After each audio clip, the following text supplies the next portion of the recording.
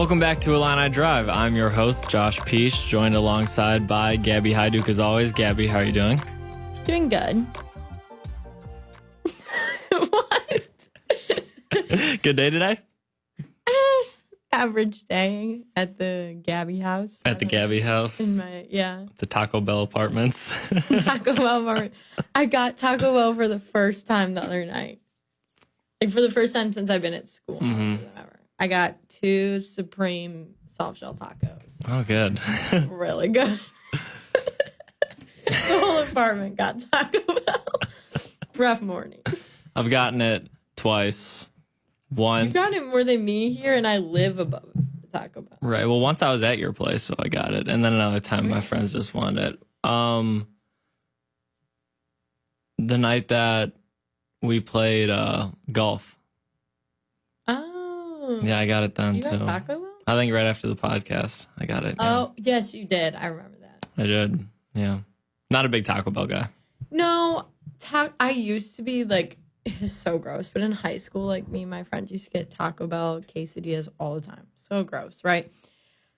I have to be like very not in my normal state to Nice way to put it. to have Taco Bell. And Is that when you got it? potentially? Potentially. It was a Saturday night. So You don't have to say it like that. Just embrace it. You got some drunk Taco Bell. No, I don't know, Josh. I would not.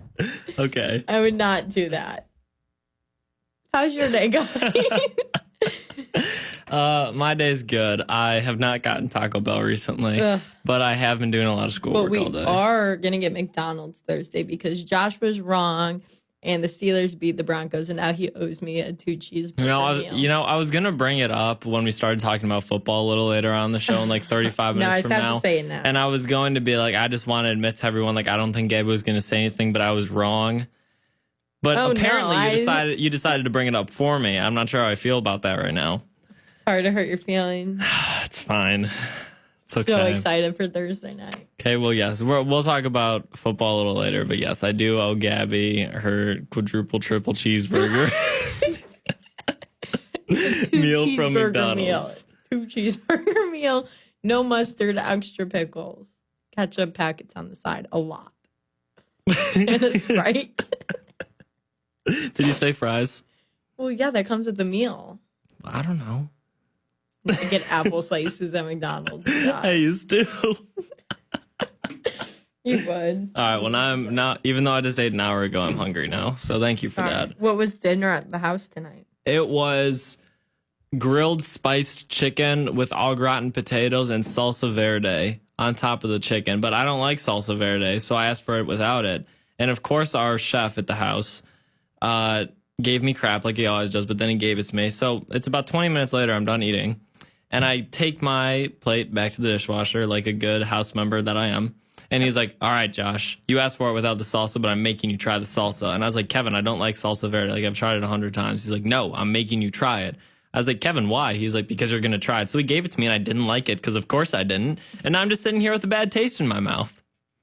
I'm not happy. I'm sorry about that. Yeah, not a good time. No. I think that he should just mind his own business, Kevin. Kevin, if you're listening, Kevin, mind your business. Josh does not want the salsa. All right, well, anyways, with this bad taste in my mouth, we're going to get into the show today. So the first thing we want to start with is Andy Katz, CBS reporter, right, basketball analyst, released his preseason Power 36 for college basketball. I'm going to give you 1 through 5 before. Actually, we'll just do the top 10. Gonzaga, Baylor, Villanova, Illinois number 4, Iowa, Wisconsin, Virginia, Kansas, Kentucky, Tennessee. So the big one for us, obviously, is that he has Illinois as number 4, where most people have Illinois 2 or 3 behind Iowa and sometimes Wisconsin or Michigan State.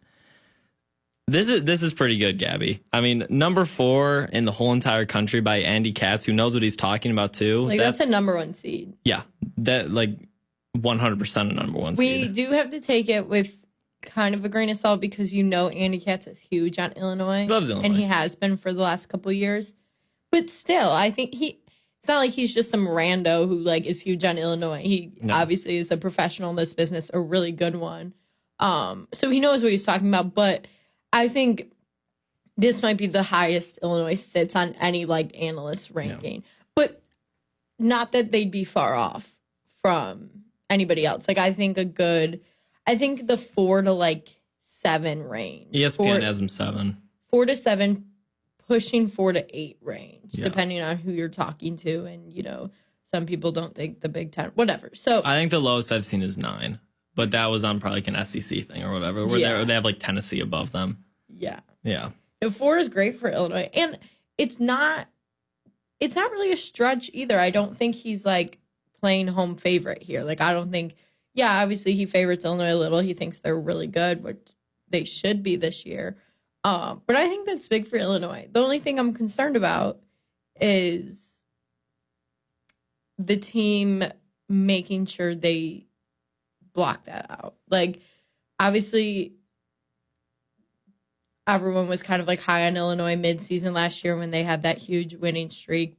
And they did a pretty good job of, you know, keeping a level head about it. And I think having Io back is the biggest thing. Like, if Io hadn't come back, obviously they wouldn't be ranked this high, but either way, whatever ranking they had, like, I feel like Io is such a level-headed leader and player that I feel like he just grounds the team when it comes to just, like, remaining humble. Not that any of them aren't humble, but just, like, keeping, you know, blocking that outside noise is key, especially when you are ranked this high, because you don't want to get too cocky and, like, oh, whatever, I can go in and beat, you know, Northwestern, and then you go in and lose to Northwestern, because that's definitely an Illinois move. Yeah.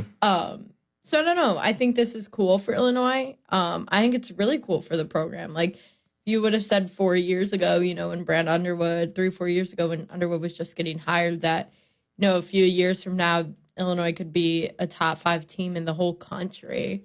I don't think I would have believed you. No, heck no. To follow up just on like the thing about staying level-headed about it, I think that Io coming back for just the veteran leadership is huge. Like I was going to say that before. He is clearly a leader, and even as a freshman when he came here, like, he never got caught up in the hype. Like, he'd hit his game-winning shots, then he'd go back and do like the press conference, and just he would never get too cocky. He's very, you know, all about complimenting his teammates too, which is really good. So to have him, especially as a junior, because who are the seniors? You have Trent, DeMonte, Tyler Underwood. I think Zach Griffith by now is a senior. Yeah, but so like the two so your main on-court guys are Trent and DeMonte. Yeah, Trent and DeMonte for on-court guys, and we know like DeMonte is a very like quiet guy too, and he's always been a leader too. And you know, Trent obviously gets a lot of playing time, and he's been one of the faces of the team for a little bit. So to have at least 3 players that are going to get significant playing time this year, be upperclassmen, that's definitely going to help them, you know, stay humble and make sure they're not just getting over their heads, because people think you're going to be the number 4 team in the country, including I think you and I, Gabby, but you still got to execute and you still got to perform in big situations. So hopefully they do that. I think that the reason Andy Katz has them above Iowa is because even though like Luka Garza is probably going to win National Player of the Year, he's definitely my favorite, and they return so many starters. But since Illinois has the NBA talent in Io and Kofi, and I just think Brad Underwood's a much better coach than Fran. I think Fran is good, but nowhere near great.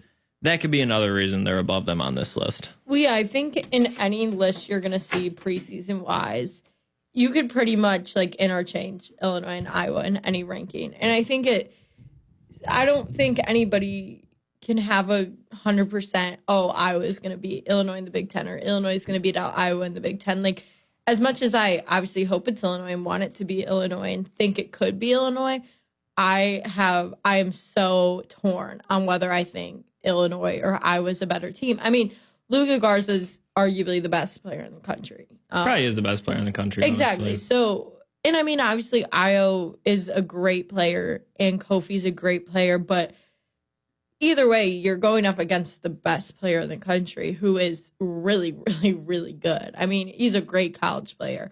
And he's a great college center, too. The fact that, you know, he can post up, but he can also pull back and hit a 3.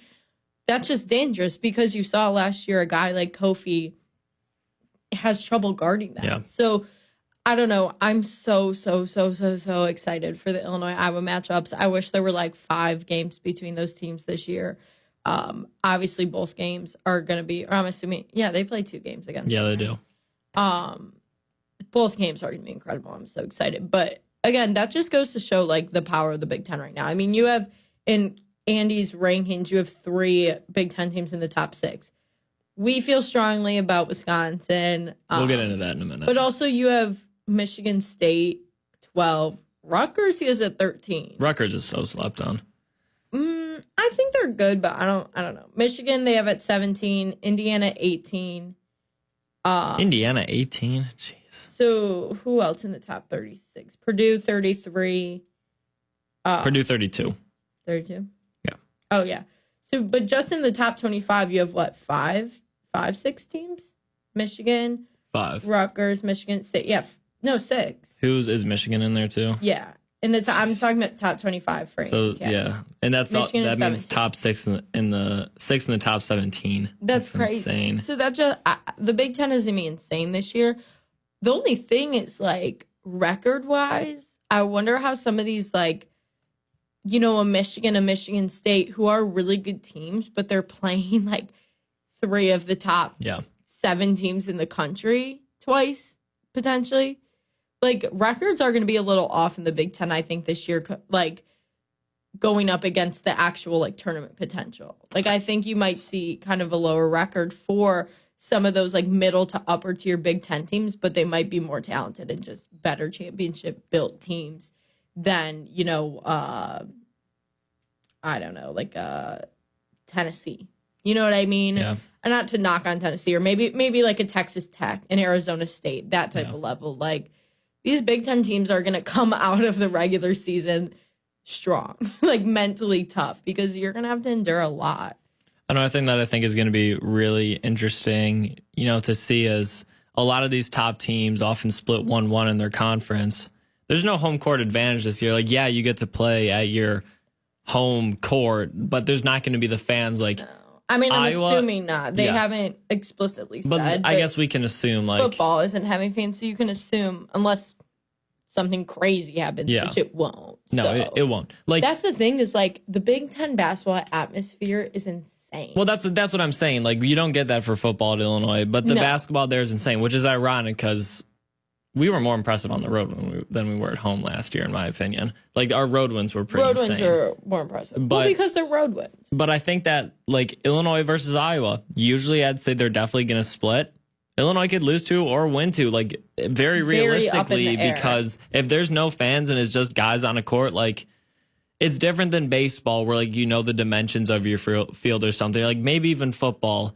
I know there's going to be like automated crowd noise and stuff, but this is the one thing where I could see, like the sold out games last year at State Farm were so insane. Fun. Those are my favorite. I know that you were working them, but I got to be a fan in those, and they were so fun. Yeah, even just like working, like being on like the press row for those games is so exciting because like hear everything behind. I don't know. I think State Farm had a great atmosphere for the most part last year. Obviously, more towards the end of the season. Just because of how good they were, and they were getting ranked, and they had all this buzz tournament implications. So I think that is a huge loss, and I'm not worried, but I'm just curious on how the Illinois basketball team is going to adjust to that, because I feel like obviously any team feeds off that. Any team in any sport feeds off crowd noise, but just with how crazy State Farm was last year, that's me a big adjustment. I remember against Iowa, Trent Frazier took a very bad 3 in transition when he should have held onto the ball. That's an example of people getting too caught up in the crowd noise because obviously the fans were cheering for him, and he took a 3 I bet you we wouldn't have taken on the road. So probably. I don't know. Like I said, maybe that's just because Illinois was a little bit less mature last year. We have more veteran, presence this year, but I don't know. I think it's all going to be really fun. Like if we get to play Iowa twice, Wisconsin twice, Michigan State, Michigan, Rutgers. We're probably not going to get to play all of them twice, but like I think it's just going to be such a fun season. I'm so excited. I'm excited for what they do with the bubbles, with the tournaments around Thanksgiving and stuff, Christmas. Obviously, March Madness is going to be bubbled, and they said they're having it, so I assume we can look forward to that. But Do we want to talk about the number 6 team in the rankings? We can do a little talk. All right. Number 6, Wisconsin. Wisconsin. I don't like you. I don't like you, and I don't think you're that good. So here's the thing. I don't think either of us disrespect Wisconsin. No. We just think they're so overrated. Okay, well, hold on a sec. Those are right. No, I respect Wisconsin. Yeah. Partly. But Sometimes. they're very overrated. And we don't even know if it's for good reason. The thing is, Josh, I think we are the only 2 people in this world who think that. Literally, like, our Brandon, our Daily Illini basketball beat writer, he's like, no, Wisconsin's, like, good. Every analyst out there, Wisconsin, like, in the top 10. Me and Josh, they should be out of the top 20. A lot of people have Wisconsin over Illinois. I think Illinois is, like, a mile ahead of Wisconsin. That's where I draw the line. You can have Wisconsin ranked in the top 10, but if you have them over Illinois, you're on crack. And that's the only thing. I'm not sure you can say that on here. Okay, Gabby. well, you're not okay in that.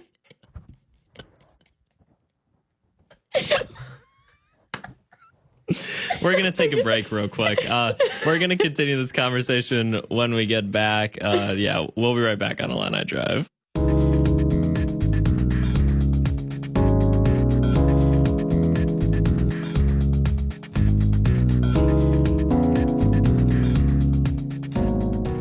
Welcome back to Illini Drive. So before the break, we were talking about Andy Katz's preseason 36 power rankings, and we were on the topic of Wisconsin. So, Gabby, you went on a little of a rant there.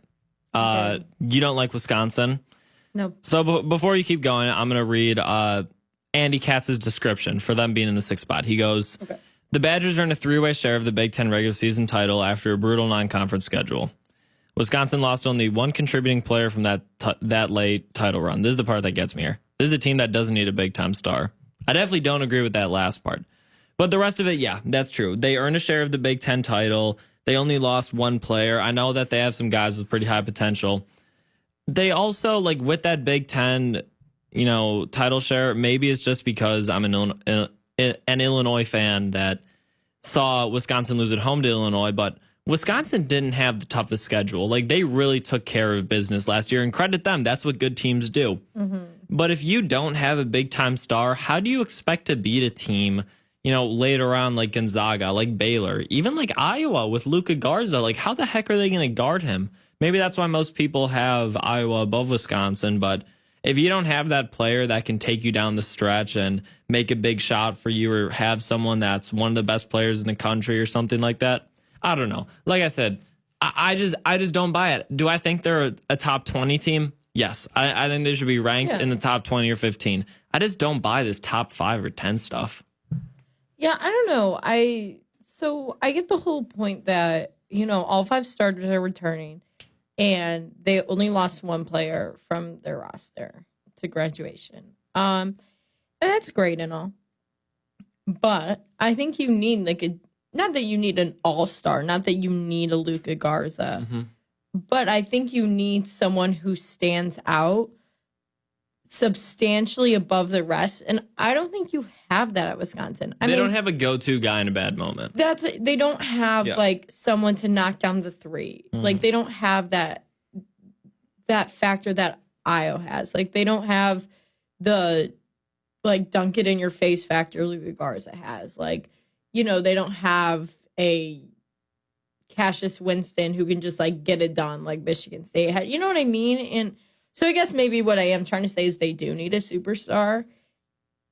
And I think they're a good team. I think they'll make a solid tournament run. I don't think they'll finish better than Iowa or Illinois, just because if there becomes a moment in the tournament, which there always is, where you need to it comes down to the last second, I don't think they have it in them.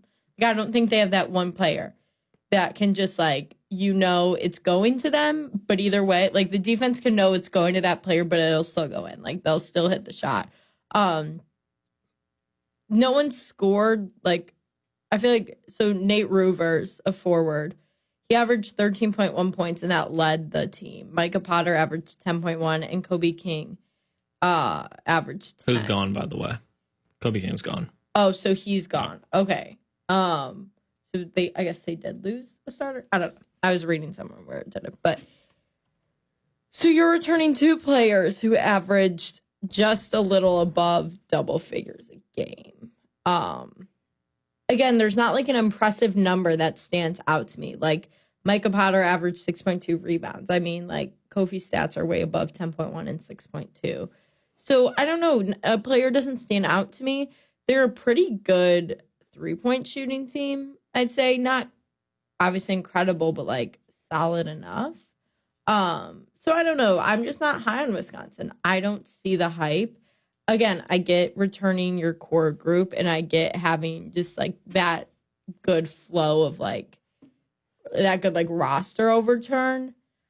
But then you think next year they're going to be so bad. Yeah. They lose their whole starting 5 because I think their starting 5 are seniors, if I'm correct. I think so. Like I said, Wisconsin, I'm happy for you. I'm happy that you're getting a lot of high praise. I'm happy that, people think that you're a top 6 team in the country. I'm happy that, well, I'm not happy, but apparently people think you're better than Illinois. That's what doesn't sit right with me. No, that's the thing. And I think Illinois could beat Wisconsin 9 times out of 10. We beat them on the road last year with the worst team. Yeah. Like I'm like they're good, but I don't think they're top 6. I think that Illinois and Iowa are both very bad matchups for a team like Wisconsin because Garza and Kofi are going to destroy Nate Reavers. Yeah. And then they don't have a guard that can keep up with someone like a Bohannon or a Wisekamp or an Io DeSunmu or I don't even think like a Corbello or a Adam Miller. Like I know they're only freshmen, but I just think it's a bunch of pretty darn good guys on Wisconsin's team with no superstar. And to me, you can't win like that. Every single national championship team has that really, really good player to lead them. Mm-hmm. And I just don't see that with Wisconsin. Like you might finish top 3 in the Big Ten just because, again, like you said earlier, they just take care of business, but it's never like, and maybe we're underestimating them. Maybe one of them's going to come out and go crazy this year. I don't know. I'm just not seeing it. Sorry, Wisconsin. Sorry to hurt your feelings. All right, so I want to ask you before we move on, predictions for the Big Ten standings right now.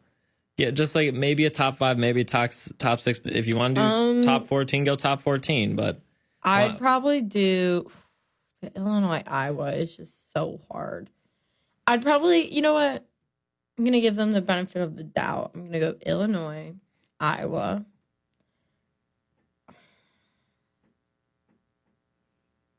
I don't want to give it to Wisconsin. Probably Michigan State, Wisconsin. Michigan. Yeah, that's my top 5. I'll give you my top 5 for now. I'm going to go number 1, Illinois, with no doubt. Number 2, Iowa. My third is not in your top 5. Okay. I'm going Rutgers. I really like Rutgers. I am very high on Rutgers. They could maybe be my 5 instead of Michigan. I'm going Rutgers, number 3, Wisconsin, number 4, Michigan State, number 5, Michigan, number 6, Indiana, I think, number 7. Okay. That's valid. Then maybe Purdue. I think Indiana's above Purdue for sure. Yeah. Indiana's above Purdue. Yeah, I'm trying to think of who a 9 We'll make our be. official rankings when it gets closer to the season. Yeah, I don't know. We'll go one by one. But I think what both of us can agree on for sure, and probably the whole country, is that the Big Ten is deep this year. Mm-hmm. It's a really good crazy. conference. Ohio State could be good. It's not even top heavy. Like we could have 8 or 9 teams again make the tournament. It was going to be 9 teams last year. 9 teams in the tournament is pretty insane. Yeah.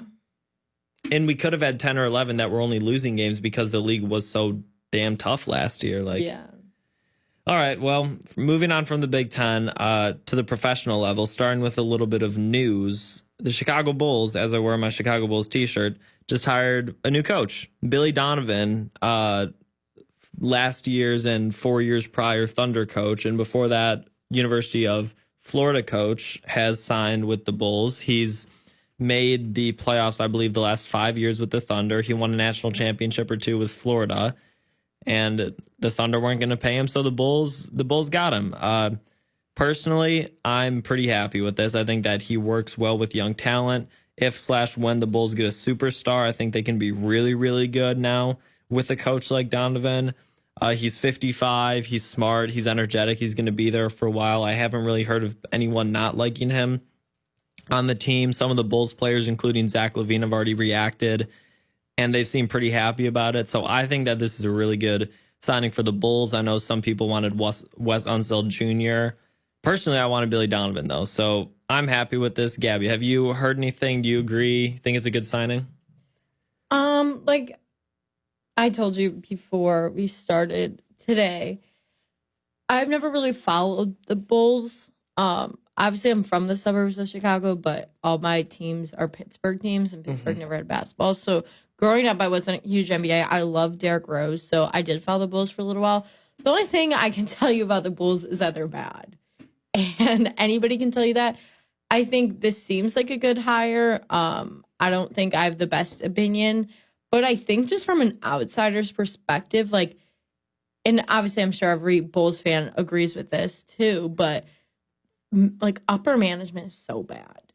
Like they are so bad. I just feel like the culture around the Bulls has just been like really crappy for a while. And I think that starts with who's at the top. So obviously they made some, changes up there in the, few months ago, whenever that all happened. So I think this is a good sign just because Billy Donovan is experienced and he's experienced at winning. Yep. So I think it's interesting because he was interviewing for a lot of head coaching jobs, like the Pacers, the 76ers. So it's a good sign that this was a coach other programs wanted and other programs were heavily pursuing.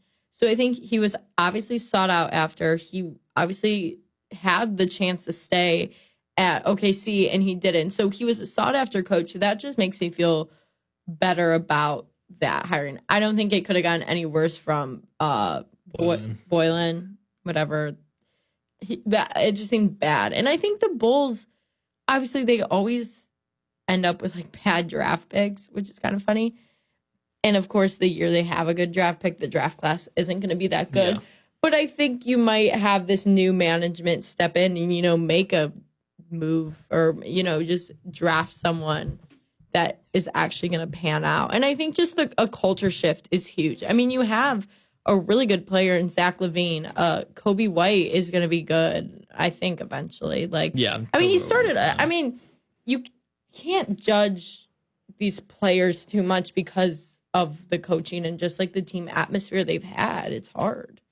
Yeah, I think that I don't know what the Thunder not giving him enough money was like really poor on their part. I wonder why they wouldn't pay him. But every analyst was like, the Thunder, you're pretty stupid.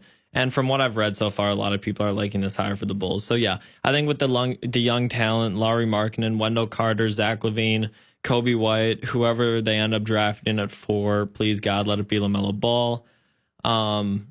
I think he's going to do well with them. And like I said, when/if they get a superstar, I don't know if Anthony Davis will consider coming here in a couple years after his next contract expires, if they could somehow in a million years land a Kawhi or Giannis in free agency. Obviously doubtful, but could happen. I don't know. I'm just happy. I think that the Bulls are doing some really good things right now. Like they finally got rid of Garpax, which people have been asking for years now. I'm not going to try and pronounce his name, but they got the Nuggets GM to go into their front office and now a new head coach. So everything seems to be panning out. I think the draft is in November, like November 18 or something like that. I think they just settled on like a final date. So that's the time to get the players. We'll see what they do in free agency. We'll see how all that goes. But yeah, I mean, better time to be a Bulls fan than it was a couple days ago. A lot better than it was a year ago. I have a question for you, Josh. Sure. I can't answer this myself, but was there someone else you had in mind for the head coach job that you would have rather seen than this hire? Or are you completely satisfied with it? So a lot of people wanted Wes Unseld Jr., who is an assistant for Denver. Mm-hmm. That makes sense. his dad's obviously Wes Unseld, who's like an NBA legend, but a lot of people like him. Apparently, he does a lot of work with their players, and they all really like him. The other person that I was thinking of, do you know who Adrian Griffin is? Yeah. Alan Griffin's dad. Yeah, Toronto's assistant. So I think a lot of people were I heard that talking about him too. That's who I wanted originally. Really? Okay. And then in the last couple of weeks, I've been like, oh, maybe Wes Unseld. But as soon as Billy Donovan got fired, I remember I said to the guys in my house around me, like, I bet you the Bulls are going to get him. They're just like, that'd be great, but he's never going to go to the Bulls. And he chose us over the 76ers, the Pacers, a couple of pretty solid teams with a lot better front offices than the Bulls have had. So I'm satisfied for sure.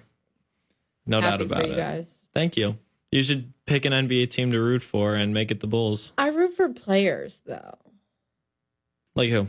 I really like Ja right now. I think he's so good. Yeah, I love Ja. I mean, it's so bandwagon, but I just love the way AD plays. Anthony Davis? Yes. Watching, I've never been super into the NBA, just like in recent years. And just watching Anthony Davis play this year, like, I am mesmerized. Like, he is so freaking good.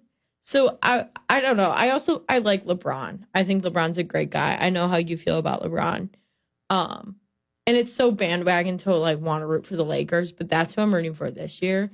But I think I like LeBron. I respect him. I think the storyline of the Lakers is great. And I just love Anthony Davis. I love the way he plays. But I'd say, like, for young guys, like, Ja is probably my favorite. I also really like Anthony Davis. I got his rookie jersey right before he started playing. And he was a top 3 favorite in the league for me before he went to LA. So I still root for him as a player. I just can't root for his team. Yeah, understandable. Unfortunately. But yeah, I really like him. Obviously, like, I'm a huge Trailblazers fan right now. It's not bandwagon. It's when the Bulls aren't great. Because when your team's not in the playoffs, you got to choose a team to root for. So I always go the Trailblazers. Like, they're my solid number 2, if that makes sense. And sometimes number 1. All right. We're going to take a break. When we return, we're going to talk NBA playoffs and recap some NFL. We'll be right back.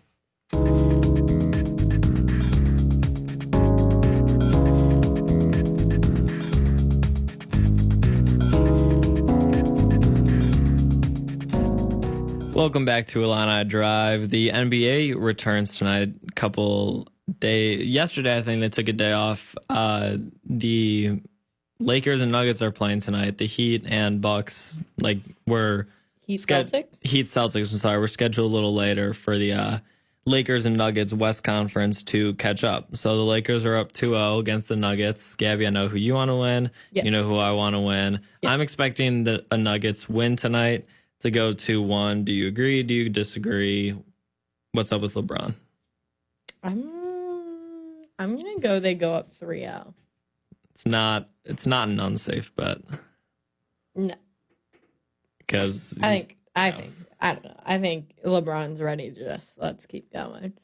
Let's see who we got. Celtics. Who are we playing? I think that's kind of the feeling right now. There's a chance the Lakers don't lose again. Potentially. They're just such a tough matchup. Like, I thought that because they were so top heavy, other teams would be able to hang with them. But with Rondo playing the way he is and gain production from Kuzma and Green and Dwight Howard and JaVale McGee, who the hell would have guessed that? Dwight Howard coming out of like a little, not retirement, but like just a total gap from playing well in the NBA. He's playing like a legit center right now. Yeah. Bothers me a lot. Because then it takes away from Jokic. You're just a hater. I am a hater. Yeah, damn straight. Yeah, I don't know. I think the Nuggets could win tonight, but I think if they're gonna win, it needs to be tonight. Yeah. Otherwise, they might as well kiss it goodbye and just like be done with it. But if they win, even if they split these next two, then it's 3-1. The Nuggets feeling 3-1 situations. I know. That's why I'm a little nervous. So I don't know. It'll be interesting. I'm more interested for the game tomorrow, the Celtics Heat game, because obviously Heat went up 2-0. Celtics came, brought it back to 2-1 the other night. But there was some like interesting stuff coming out about the Celtics locker room. Oh yeah. After the second game, after game 2, they lost. Again, down to the wire again. They were all screaming at each other. Was it like Smart and Jalen Brown? Yeah, I think things that were were being going at thrown it. apparently. Like, And then they go out and win game 3, which was unexpected because I thought at that point they were done. Like, they should have just packed it up. Like, and I get you're going to get frustrated, but, like, yelling and throwing things in a locker room when you're in the NBA playoffs, like... It's a little immature. But Marcus Smart's a hothead. Yeah, but that isn't good for your team chemistry, especially when you're already down. I think that Boston has a really good coach in Brad Stevens. He's my favorite coach in the league. Mm-hmm. And Gordon Hayward returned, which obviously he didn't play very well. He only had 6 points, but it's still another shooter to worry about for the Heat. And you also have he's also kind of a veteran too. So just his on-court presence probably calmed him down a little bit. And this is kind of how Marcus Smart has always been. At Oklahoma State, he would go into the crowd and yell at fans and would get teed up all the time. But then a little soft Marcus Smart would come out after that and he'd apologize. So if that's how it was, I don't sometimes it takes a little heat to cool things off. There's obviously the Celtics seem to figure it out because let's see. I need to check the box score for the score of this game before because I thought it was still 2-0. Oh, so 107. All right, they won by 11. That's good. That's not a 1-point win. That's a handy win in my opinion. So played well in the fourth quarter. Yeah, clearly they got it together. I wouldn't be worried about Boston. I'm still gonna predict them to win this series, even though that's kind of unpopular. Who do you think's gonna take it? I don't know. I want to say Heat just because they're up already. And I think they've done well in pressure situations so far. I think Jimmy Butler is very determined, but I think the better matchup would be Celtics Lakers. Obviously, I think everybody thinks that. But also, I feel like the Heat have been underestimated this whole playoffs. I would have never picked them to be here right now. So I think, obviously anything can happen. It's the NBA bubble. This is such a weird year. I wouldn't be surprised if somehow the Heat pulled off an NBA championship right now. This would be the year for it to happen, right? It would be the year. You know what? Honestly, I'm going to switching. I think the Celtics are going to pull it out. I think they're going to get it together. I think they're going to win tomorrow and then be probably Game 7 series. So I think it'll be Celtics Lakers, but again, wouldn't be surprised if the Heat somehow pulled it out. Yeah, the Heat, especially with Goran Dragic, if he keeps playing the way he is, the Heat could handily win that series because Bam is awesome. Jimmy, like you said, he's very determined and he's awesome. Duncan Robinson, Tyler Hero, they're getting good production out of. So, it's the NBA. You're going to get that stuff out of guys. I just didn't expect it to be this much all at once. Agreed. They just haven't looked back since they started the playoffs. They lost their final regular season game to the Pacers, which made the Pacers the 4 seed and the Heat the 5 seed. And the Pacers, I don't know if you remember, won that game convincingly too. It was not close the whole entire game. The Heat just come out and sweep them like it's no big deal. Lose 1 to Giannis, take it, win the first 2 against Boston. They're so determined. I love their coach. Is it Spoelstra? Oh yeah. I love their coach. I didn't like him with LeBron, obviously, but I still I credit him. He's a very, very good coach. And to see I remember Jimmy Butler joined the Heat, and people were like, Spoelstra's not that good. They're going to be a lottery pick team. I thought that they were going to be I didn't think that they were going to make the playoffs, maybe an 8 seed. And they proved everyone wrong. I'm happy for them. And then the Celtics, we knew they were going to be pretty good. I didn't expect them in the conference finals, but here they are. And that's who I want to win. That's the team I'm rooting for. Yeah, I can see that. I don't know. I think the NBA playoffs have been so good. They've been so much fun to watch. I wouldn't put off a wild turn somehow the Heat winning it all or the Nuggets coming back. So I think this playoff is far from over. I think a lot. This is not. Happen. Yeah, all the chaos is not done. We can. I say feel that the Nuggets sure. are probably so unfazed by going down 2-0. So it'll be an interesting next several weeks. I'm really excited for the Nuggets to just win out, the Heat win out, and somehow we get a 7-game series between the Nuggets and the Heat. I love, little side note, I love that there's no travel days anymore, so we can just see a game every day. There's no huge breaks anymore, so they can just play every other day. It makes it so much more fun. It makes it so much more fun to watch. But like I said, right now, if I had to make a prediction, I'd probably just say the Lakers fly through. This is going to be a good Celtics Heat series, but then the Lakers are going to handle them in the finals. But we know that's not going to happen. It can't happen. It can't happen that way. It can't happen. All right.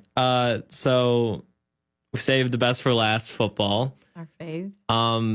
I did predict the Broncos to beat the Steelers. So as we said on the beginning of the show, I was going to say I was wrong. I owe you a triple quarter cheese McNugget pounder or whatever the heck you get.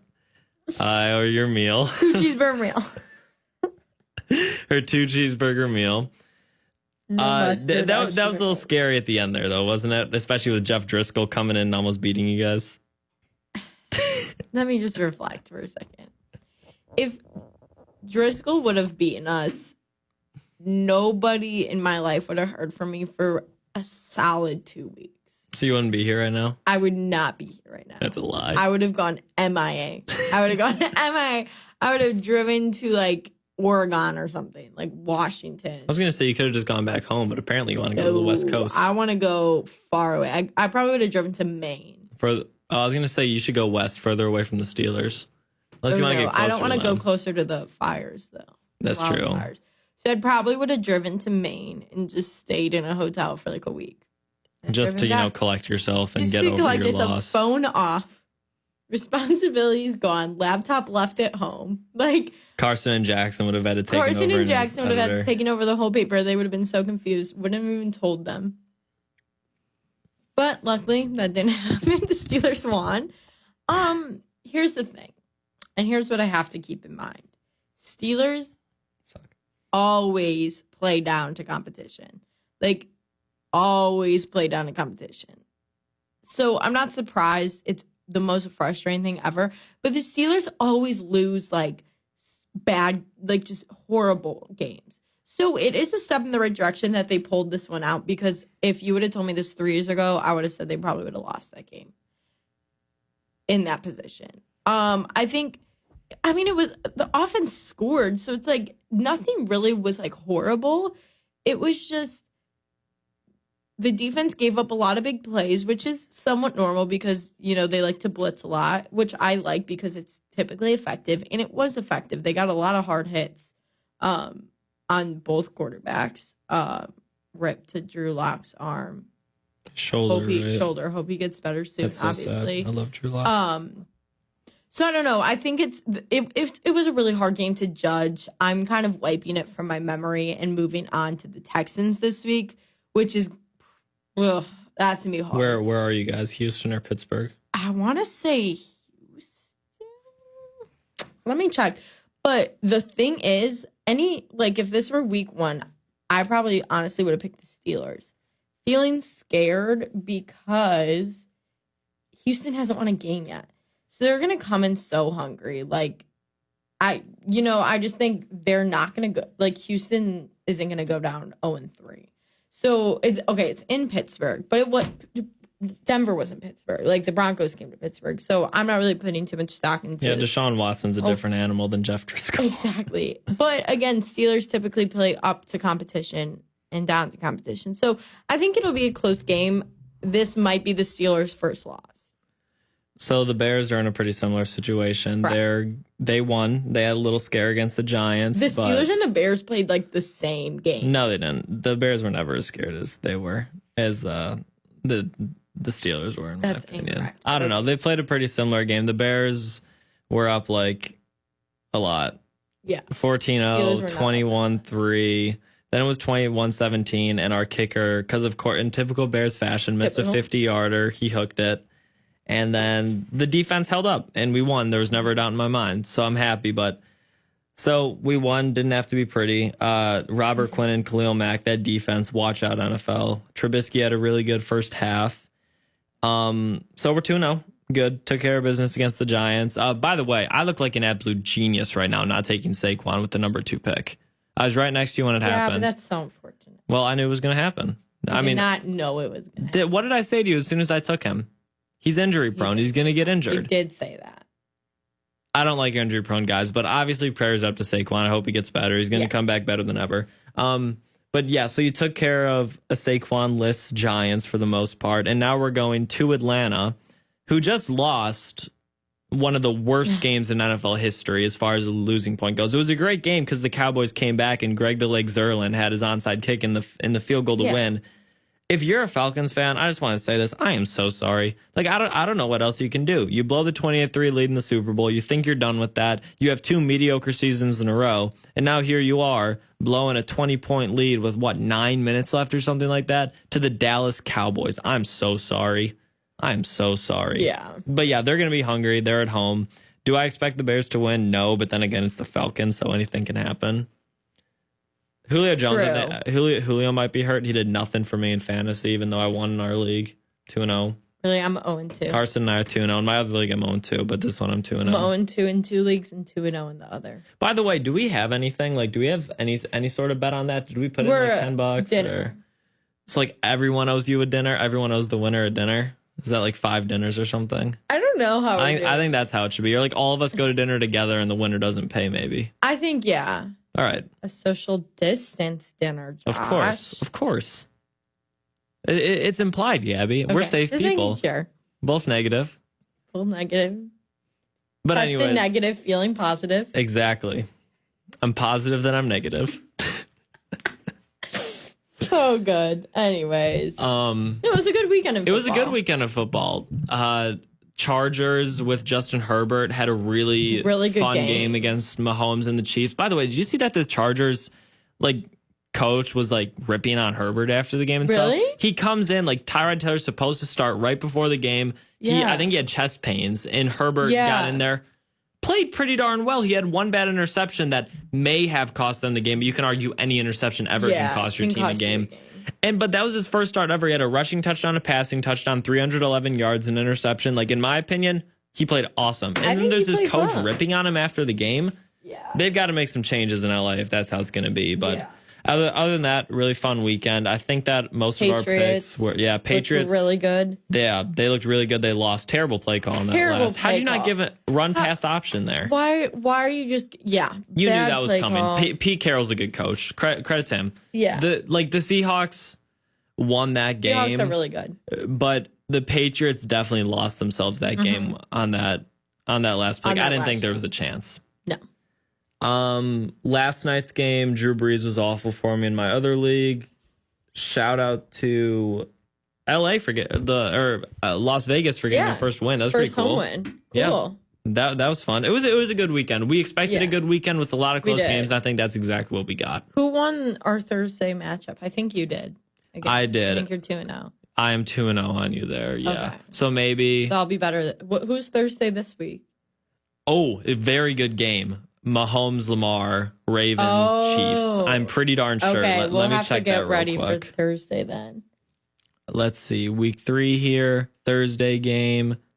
I'm sorry. I am wrong. It's Miami-Jacksonville on Thursday. Oh, okay, that's gross. My bad. Wow, what a turn of events. That's terrible. So does that mean Monday night is? Yes, Monday night is Kansas City, Baltimore. In Baltimore, by the way. Wow, I really sold the bag on that. I was really expecting I'm a MVP versus MVP, and now we have Gardner Minshew, who I love him so much, by the way.